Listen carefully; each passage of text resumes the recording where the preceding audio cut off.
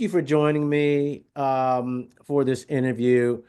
I of course found you in the ether on the internet also. Worldwide internet. Yes. It's a big old ocean, and you stood out to me right away. Um, and I'll get more into that later on. But I just want to thank you and introduce you to those who may not know of you. Um, Normally I go into a little bit about myself, but I want to make this about you. It is all about you. Um, can you tell us a little bit about Megan Wilde? Is that the name that we go by? Is that your preferred reference? Yes. I know on Facebook I'm Megan Marie. Hmm. But my name is Megan Wilde. I am a singer, I'm a songwriter, I'm a music producer. I'm basically just a gigantic music nerd. I love soul, R&B, rock. I get into so many different genres though, if I'm honest. Again, I'm just a music nerd. And I'm happy to be here. So thanks for having me.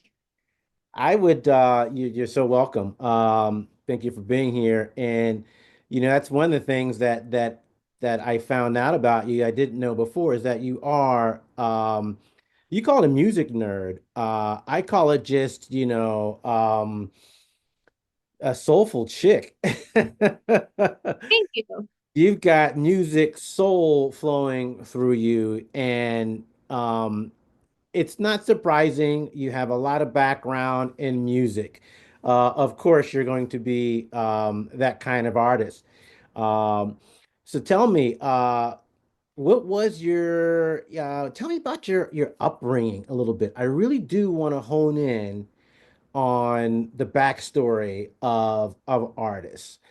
This is kind of what we build viral stardom on, is not the talent so much, but the backstory, because that has to be your connection, right? So let's start there. Can you tell us where did Megan grow up? Where'd you go to school? Sure. First and foremost, I'm in America, you know. I have lived in so many different states in my life. I counted it, I think 2 years ago, and I've lived in about 40 different houses. So I've just, yeah, in my life. And I realized most people only live in like three or four, and that was shocking for me to hear. Yeah. Um, I was born in Utah. I lived in Michigan, I've lived in Illinois. I lived for a very tiny amount of time in Sacramento as my family worked out there. Um, I've lived in Seattle, and right now I'm in Nashville, which is Music City. Yes. Um, Moved out here for the music. And let me see. So, I mean, I've been a singer my entire life. It's hard to pinpoint the exact moment when I Yeah. just decided this is what I want to do. I would say my first memory is when I was like 5 in preschool and we had like a little choir, and I just realized when I was singing that that's what I wanted to do. It just instantly hit me as a kid. Yeah. Um, and I mean, I've done so many different things. I've been a band geek. I've played clarinet in the marching band, had my retainer. Uh, I was really into R&B when I was a girl, Yeah. really, really far. Whitney Houston, Mariah Carey, Lauryn Hill. I got into Tupac. I got into Eminem, you Nice. know, um, the hip hop scene. And I would say R&B has been the biggest influence on my voice. The big singers, the ones who really know what they're doing. You know what I Uh-huh. mean? Yep. Uh-huh. Yep. And then when I was 15, I was accepted into a really competitive school, probably the hardest music school, fine arts school in the world. And I studied opera. And it's where a lot of like celebrities send their kids. I went to school with Bruce Willis's daughter and Robin Williams' daughter. Where is this? Is it NYU? Is this Berkeley? Where are we talking It's about? Interlochen, it's in Michigan. In Michigan. Yeah. Oh, So you live in this tiny little Michigan town right by the water on a lake, and it's a campus. And you just go and you study, you eat and breathe art. So it's multidisciplinary. So I did opera, but there's also like videographers and there's poets and it's an international school. So I was Mhm. this girl in this tiny town of like 1,200 people. And Mm. then all of a sudden I moved to where I was with a school with like kids from 92 different countries, and uh, Wow. yeah, it was really cool. It was really neat. And that trained me to be very disciplined. They were very hard on me, they had very, very high standards. But I realized that opera, I always respected it, but it's not really what I wanted to do. Mm. Um, so, and then I went out to Chicago. I got into the blues scene, with Fernando Jones out there.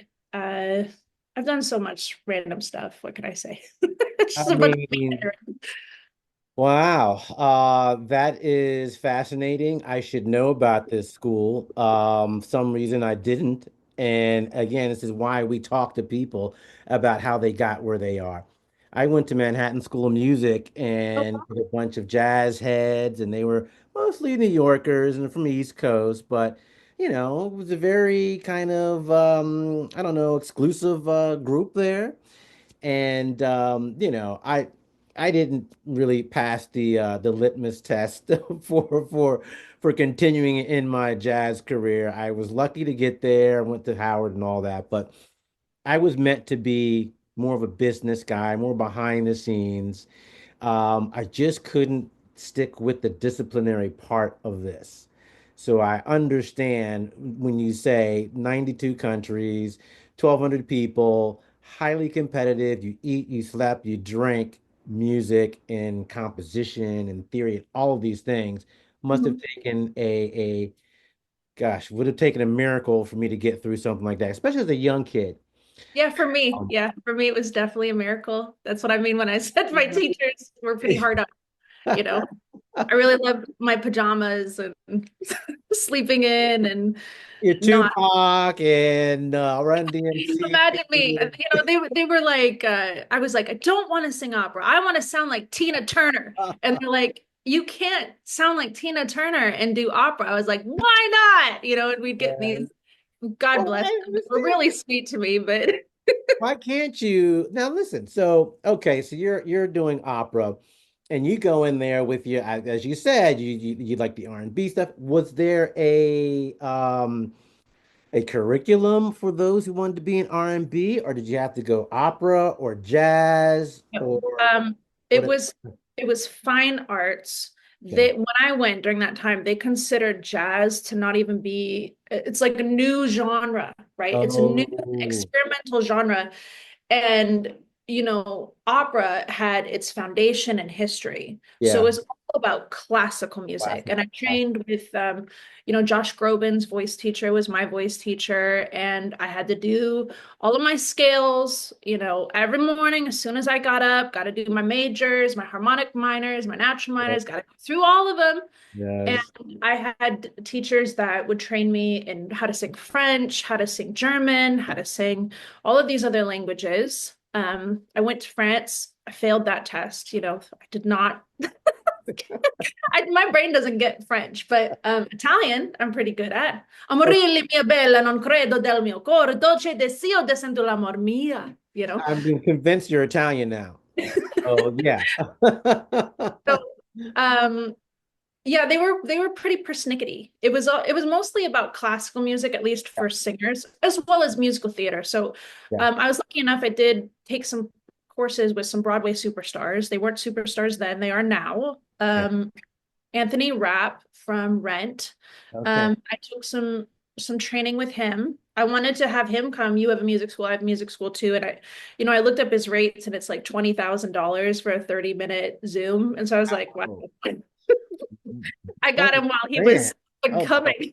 woo. What?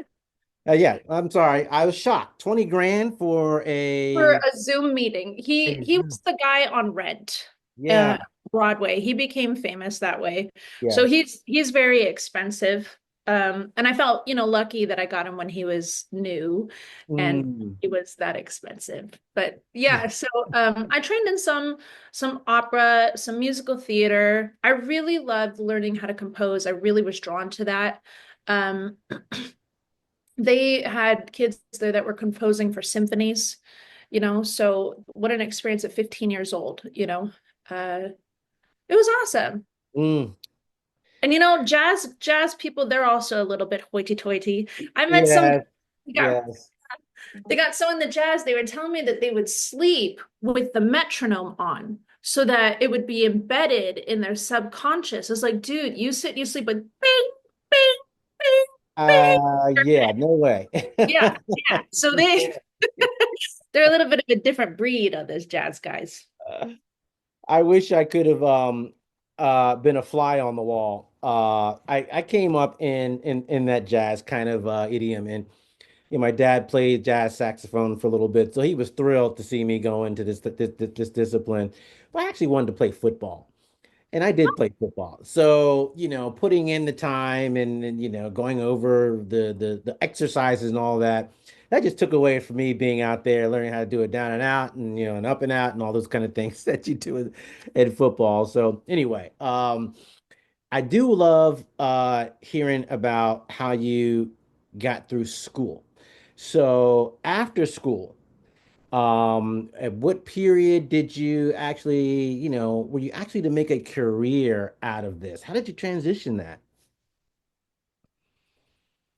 It's been a process. You know, I didn't know how to write my own music for a long time. I was so into singing. When you want to be the best at something, and you have Whitney Houston as an idol, that takes up so much of your time and your energy.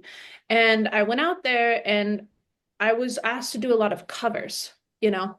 And I started getting a lot of shows where I was at restaurants and hotels and like for big corporations, and they paid well, and I got to travel. Mhm. But my career kind of plateaued, right? And I had a manager at that time. He was Maso Yamada. He was a manager for Singers for the Voice, and he told me, Megan, you need to have original music, or Yeah. else no one's even going to understand. And so that was something that was hard for me as a singer, because it wasn't something that I necessarily trained in. And there's so much that goes into actually writing your own music. As a businessman, you have to work on your artistic branding, and it has to align with that.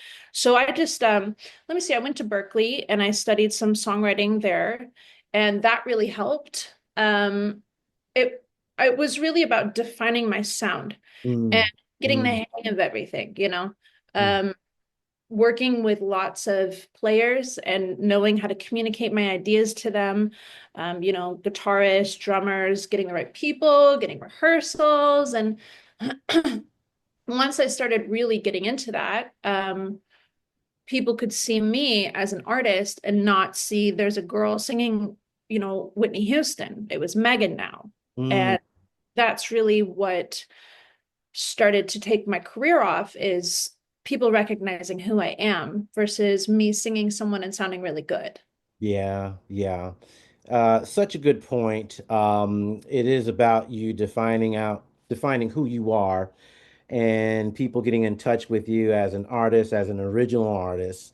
Um, so you started writing your own music, you're working with all these people, you were in LA, you were in the hub, so to speak. Did you get a record deal right away? How did that happen? Well, so I was in Seattle. Okay.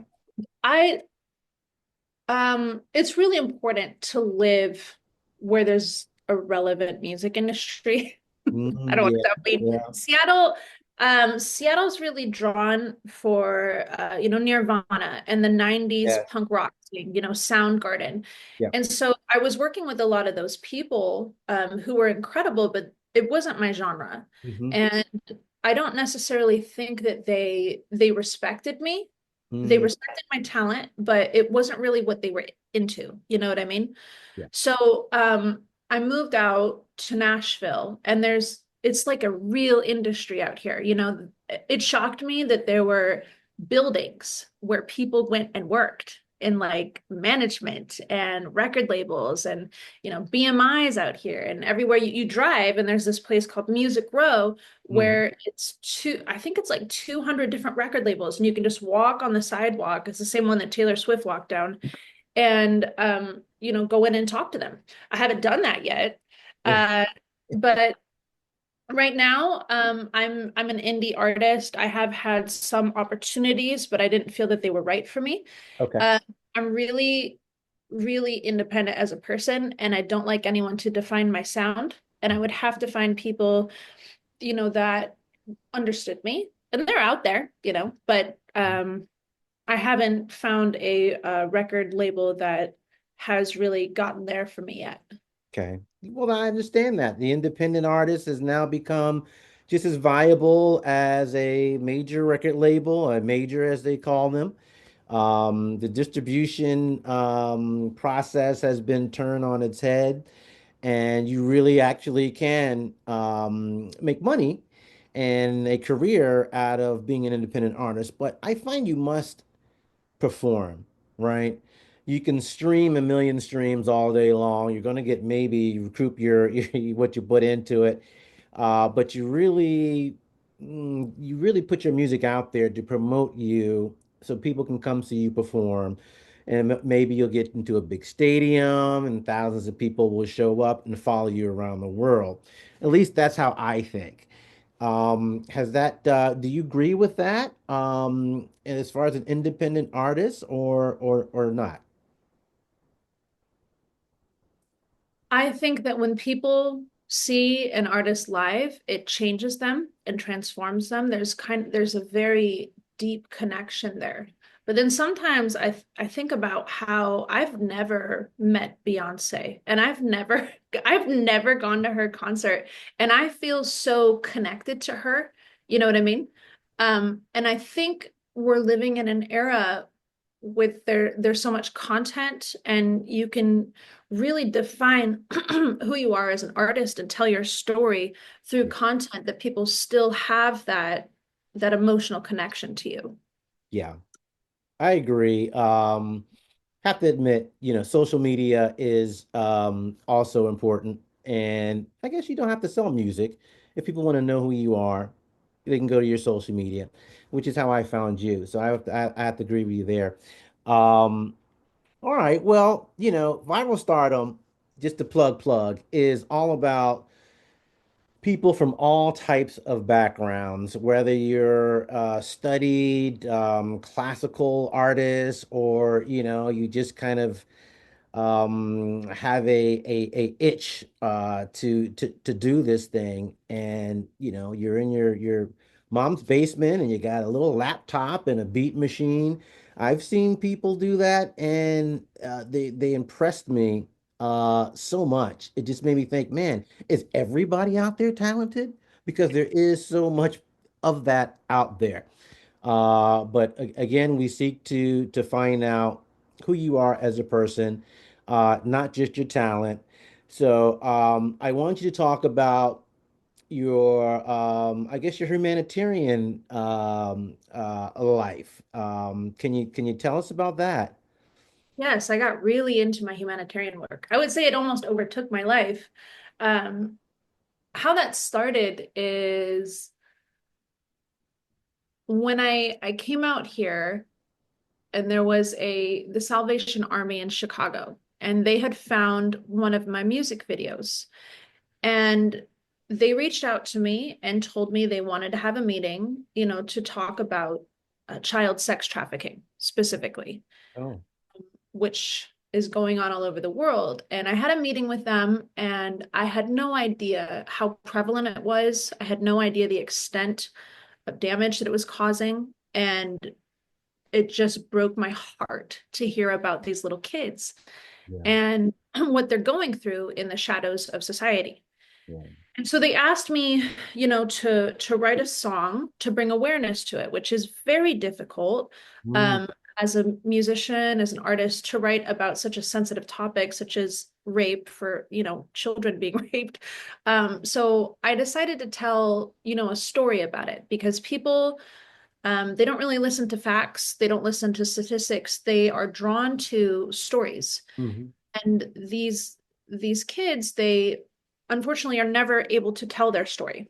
They have to live the rest of their life as shadows because they can't go out there. It's dangerous for them after they're discovered. So anyways, I got into that, and then UNICEF found out about it and they asked me to be part of their congressional action team, which led to me going to Washington, D.C. and speaking with Congress about, different legislative actions that would be helpful for kids and women internationally.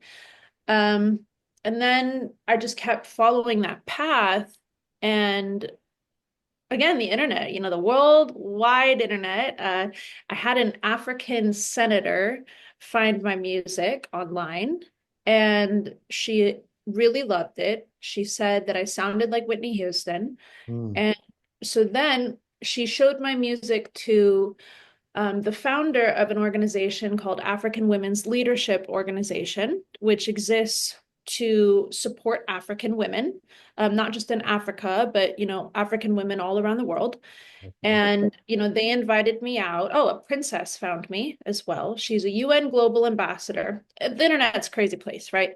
Um, and so she's a UN global ambassador, Princess Moradun Ogunlana, and they both discovered my music. They invited me out as distinguished guest of honor to the UN headquarters. So I went and they loved me and I loved them. I had Nigerian food. I danced with them. We had a blast. And then they asked me to be their ambassador. At least Dr. Elisha Atai did. So I'm the ambassador of the African Women's Leadership Organization. It represents the most powerful African women of African descent in the world. Literally Nobel Peace Prize winners and vice presidents and business moguls, royalty, and they exist to elevate African women and provide networking opportunities. Just like a tribe. It's a beautiful Mm, tribe of women, and they've always been so sweet to me and so good to me. And I wrote them a theme song. It's called Powerful African Women.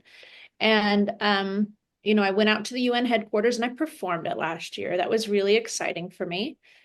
And it's just amazing to me the profound impact that music can have and how it could bring together communities and it can tell stories that aren't heard, and it can really lift up humanity. It's very powerful.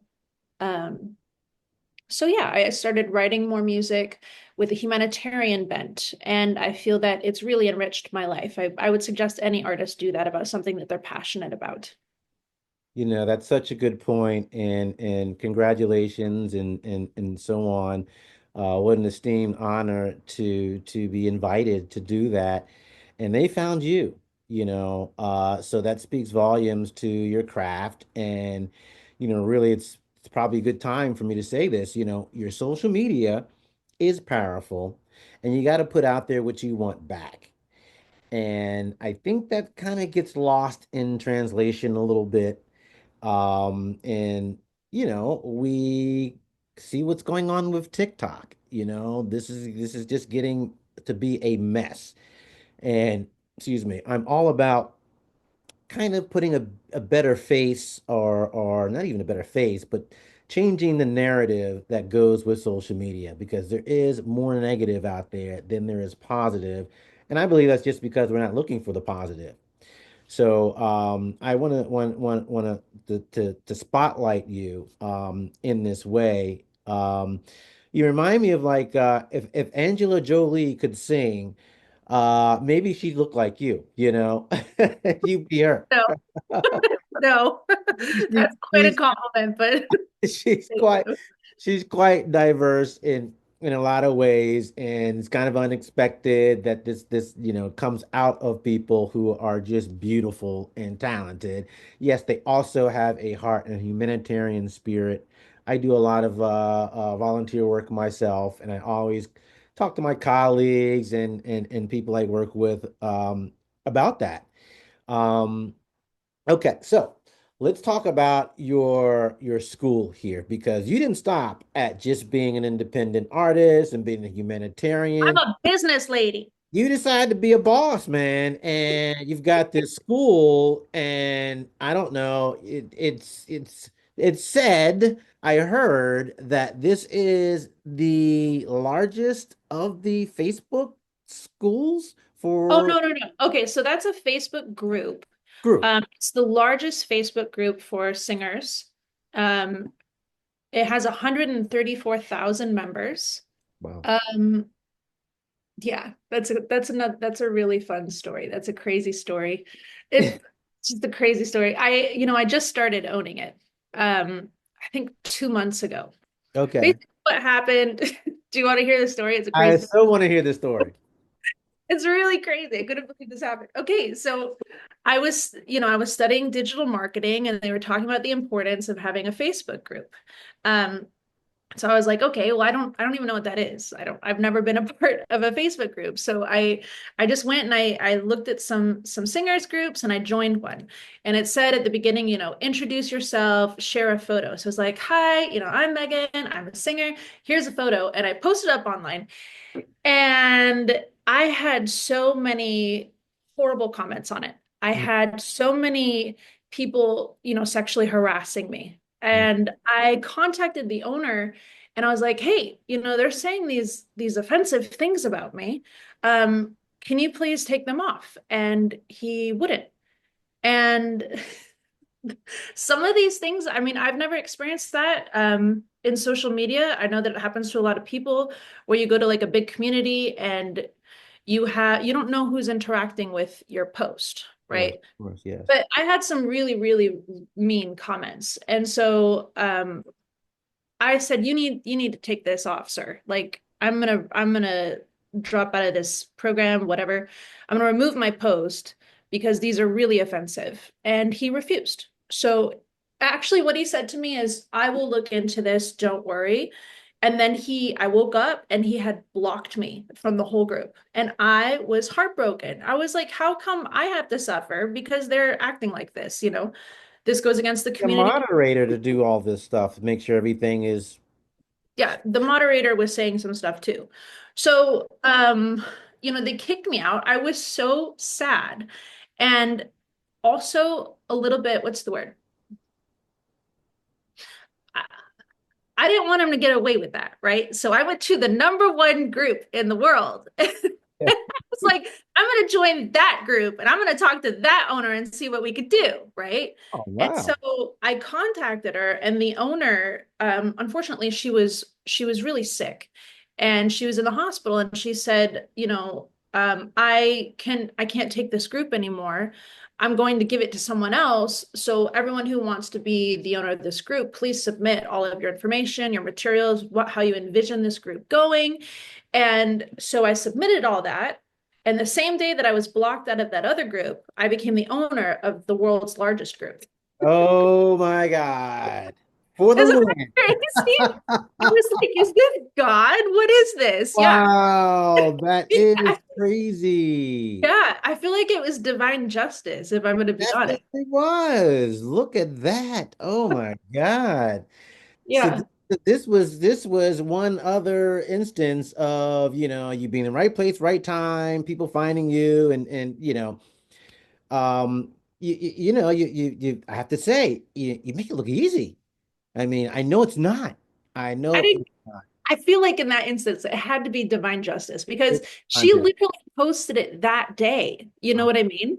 Mm. And in that single day, I got kicked out of this group and at the same time became the owner of the world's largest one. So I got very, very lucky there. And right now, I'm still learning the ropes. It's I can see how it's a little hard to navigate having a very large community of people and what content you allow posted on there. Because some Right. people want to post some crazy stuff, I and I know it. I keep know it it. keep flat. Yeah. Yeah. I can't imagine. I belong to a few of these groups, and none of them I think are over, 4 or 5 thousand in the group. And they have moderators and administrators, and I may be on a couple of these. But honestly,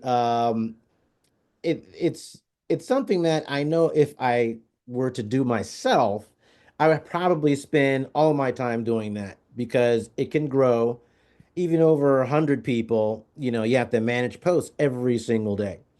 So I'm sure you have help it obviously has been a another successful accomplishment project of yours, and I wish you the best with that going forward. I'm gonna Thank have you. to go back there and check it out. I'm a graduate of Full Sail University and also of Howard. Shout out HU and Full Sail. So I might just recommend a couple students come by and check you out a little bit to see what's going on at the it's now give me the name of it. It's the Called Singers and Vocalists. I Singers. might I might change that, but it is pretty descriptive. It's just this is what we do. Singers and So vocalists. if they went on Facebook and they did the search Yeah. under groups and Hmm. they put in singers and vocalists, Hmm. you would come up as the number one. Yeah. Yeah, okay. It's that simple, I folks. told you.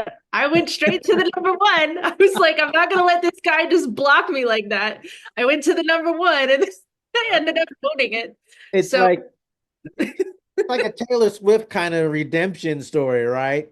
She yeah, got all her material back from Scooter and all that. But anyway, yeah. um, all right. Well, I'm not going to keep you. You got to be busy with Facebook groups and your humanitarian work and your music. Um, Now, I don't want to put you on the spot, but Okay. I do want to ask if you could maybe sing a little something for us. It's probably not your, average everyday interview. People say, "Hey, sing something," and you do it. But I'm going to ask anyway. I saw the piano back there. I mean, I couldn't resist. I actually have three pianos in my house, if you can imagine. I Uh, can, and probably a studio and everything. That's a very nice looking room there, by the way. oh, thanks. It's just my office. I have a Steinway Grand from the 18th century. It's Oh, gigantic. oh Yeah, my. yeah. What would you like me to sing? Now I Oh, feel on the spot. I don't even know what to sing. anything you want. This is straight off of the cuff, so you can sing the national anthem, you can sing a song off of your album. You can, I don't know, do a vocal exercise. I don't care. What's a good Whitney or Mariah song? Do you have a favorite? Oh my gosh. Well, the Mariah song that I like currently, you probably can't sing. Why? That's That's just, a challenge. Why? it's a little bit explicit. It's a Oh, little profanity in there. It's off her really? last Older. album. Um, let's I see. could do Always Be My Baby.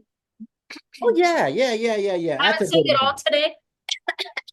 Get the dust out. Okay. Should it do? Oh, did it now? Hey, hey, hey, hey. We were best one, babe, for a moment in time, and it seemed everlasting that you would always be mine. Now you wanna be free, so I'm letting you fly. 'Cause I know in my heart, babe, our love will never die. No, you'll always be a part of me. I'm part of you indefinitely. But don't you know you can't escape me? Oh, darling, 'cause you'll always be my baby. There it is. Okay, so I could just, start there with this interview and just say cut. That was beautiful. That was ladies and gentlemen, Megan Wild. You can catch her on social media. Give Megan her Wilde handle. Music with an E. Megan Wild with an E. Yeah. Okay. Well, this has been wow, actually went even better than I could have imagined. And I did set the bar high for you because your background is so esteemed. You knocked it out the park. Thank you once again. And we'll be back in touch. We'll follow your career. We'll check in with you. We hope you check in with us at Viral Stardom.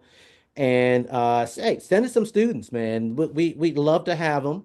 Sure. Um, But with that, I'm gonna say, once again, thank you, and we'll see you next time.